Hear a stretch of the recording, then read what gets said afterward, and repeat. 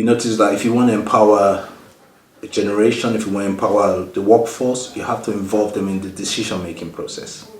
And then part of the thing, we let people want to belong to something. So it's not just, they're just a number if you treat them like they're just a number.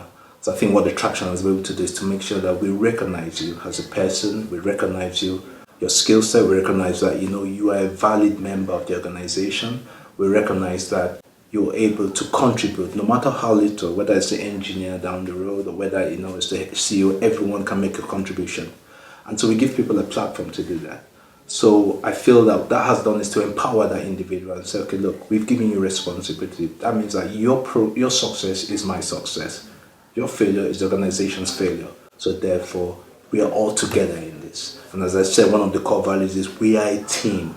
We are all working together to achieve our goals, whether it's the rocks, as I've mentioned earlier, or whether it's the vision of the CEO. So that has enabled us to do that. So I think if you're able to communicate clearly what the vision is, if you're able to communicate clearly what your intentions are, obviously everyone wants to be rewarded. There's no one that doesn't want to be rewarded for their efforts, but it's not always monetary rewards. It could be, you've done a great job, giving people compliments. And this is what the weekly meetings do. It enables us to actually address and say, look, you've done a great job because I'm communicating with you on a regular basis. I see you, I acknowledge your presence, I acknowledge what you're doing for the company, and I appreciate that. And this is one of the things we do. This is what the Traction does, to communicate more with the team and make sure that not just within your department, but other departments, everyone's working together and having conversations.